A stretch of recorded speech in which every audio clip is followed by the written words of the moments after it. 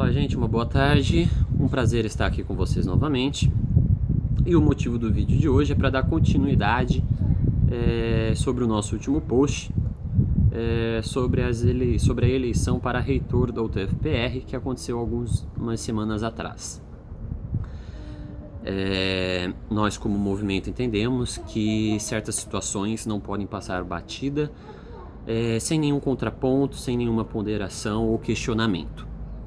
Então, esse vídeo não é um vídeo de posicionamento, porque o posicionamento foi feito no post anterior, nas nossas redes, no nosso Face, você pode averiguar, acompanhar, mas é um vídeo de resposta a alguns contrapontos de pessoas que fizeram nossos comentários do post e no privado.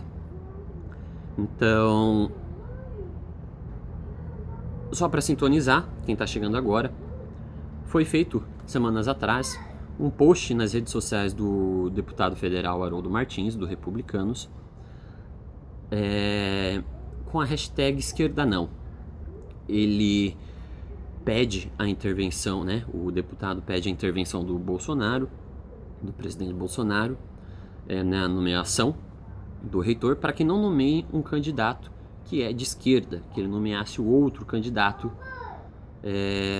que foi enviado junto o nome na lista tríplice, Então, o candidato que em tese foi o vencedor é o professor Schiffler e o que perdeu é o professor Pilate. Só que a diferença entre os dois não passa de 2% de votos. Então, o deputado ele pede que o presidente pese o empate técnico, e não permita que uma pessoa de esquerda assuma, que no caso seria o professor Schiffler. Então eu trouxe 2 pontos para a gente poder só falar rapidamente, que eu acho que é importante e que, na minha opinião, são os principais que foram comentados nos posts.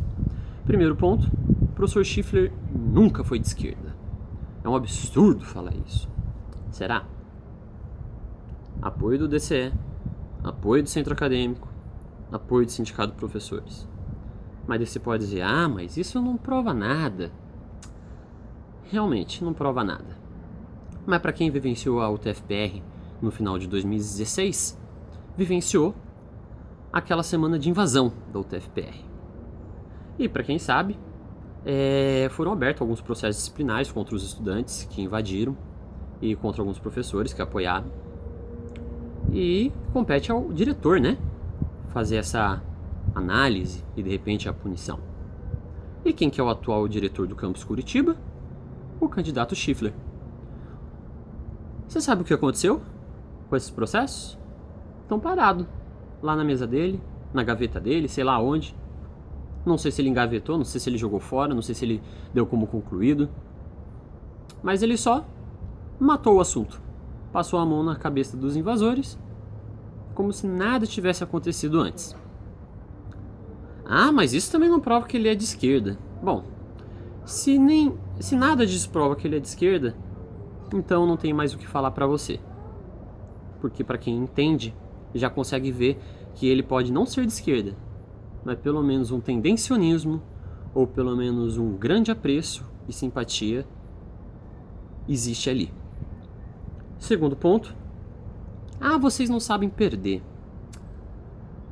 Verdade, Mas agora eu queria falar do modus operandi de um certo lado, que é o seguinte. Vamos ver se você descobre qual é o lado. Eu participo de uma eleição. Daí, durante o processo de eleição, eu acuso o meu oponente de tudo quanto é coisa, de adulterar o resultado, de tentar comprar votos, sei lá, acuso de tudo quanto é coisa para tentar denegrir, tentar passar a imagem de que o meu oponente ele é uma pessoa sem palavra, e tal. Daí, se eu perco a eleição, eu reforço tudo que eu já tinha dito antes e falo que essa eleição precisa ser anulada para que a democracia seja respeitada. Mas se eu venço, eu saio postando textão nas minhas redes sociais falando que bonito, a democracia venceu. Viva, vencemos, a vontade da maioria está sendo respeitada. Discursinho lindo esse, Quase dá até vontade de chorar quando eu penso isso. Mas né? Eu acho que você já conseguiu perceber qual lado se trata, né? Bom, eu ia até especular com você, pedir pra você imaginar se tivesse acontecido ao contrário, se o candidato Pilate tivesse vencido, né? O que iria acontecer, né? Certamente ele não ia ter paz. E eu posso te afirmar isso, porque eu venci o DCE em 2016 e anularam as minhas eleições só porque eu ia contra o status quo, né? Do movimento estudantil, contra as panelinhas que sempre existiram e que ainda dominam bastante esse ambiente público. Então, não dá pra ficar quieto diante de tudo isso, não dá pra ficar em silêncio diante desse disse-me-disse. Porque, pra quem não sabe, a eleição e a apuração dos votos ocorreu no mesmo dia que aconteceu aquele ciclone bomba. E quem acompanhou isso nos jornais, foi noticiado em rede nacional, o ciclone bomba ele deixou no Paraná mais de 240 mil residências sem energia elétrica. Então sabe-se lá quantos estudantes não deixaram de votar e não deixaram de ter a oportunidade de ter a sua voz ouvida. Então, só por isso já seria motivo para anular essa eleição. Mas, enfim, só continuando. Esse ciclone bomba, essa queda de energia prejudicou a apuração dos votos, né? A apuração teve que ser interrompida porque metade das urnas não conseguiram apurar e ficou para depois.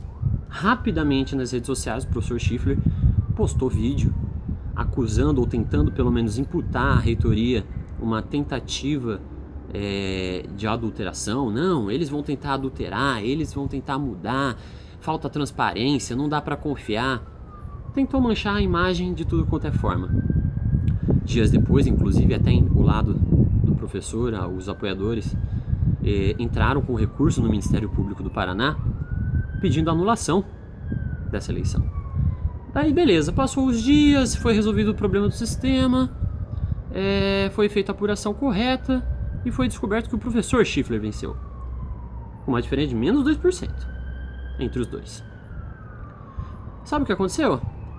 Esse recurso desapareceu, ninguém mais fala desse recurso, os ataques pararam e todos eles saíram nas redes sociais batendo palma, falando viva a democracia venceu e tarará. Então assim, não dá. Nós do movimento, a gente não tem como confiar o destino de uma universidade, da nossa universidade, a uma pessoa que que fala e desfala quando convém, que toma um posicionamento e depois abandona esse posicionamento quando convém. Não dá para confiar numa pessoa assim. O primeiro passo é ter confiança em quem tá lá. E uma pessoa que muda de discurso quando convém, não passa confiança. Então, baseado nisso, gostaria de reforçar meu pedido, feito no último post ao presidente Bolsonaro, que analise a situação com atenção, com cuidado, e não permita a nomeação de uma pessoa que fica mudando de discurso quando é conveniente. E aproveitar também e pedir não só ao presidente, mas aos outros deputados e senadores, não só do Paraná, mas do Brasil todo, uma atenção especial às universidades públicas federais, principalmente. Porque esse ambiente ele é esquecido. Não existem políticas públicas. Fala-se tanto que os jovens são o futuro da nação, mas não se faz uma, duas políticas públicas para essas pessoas. Ninguém lembra dessas pessoas.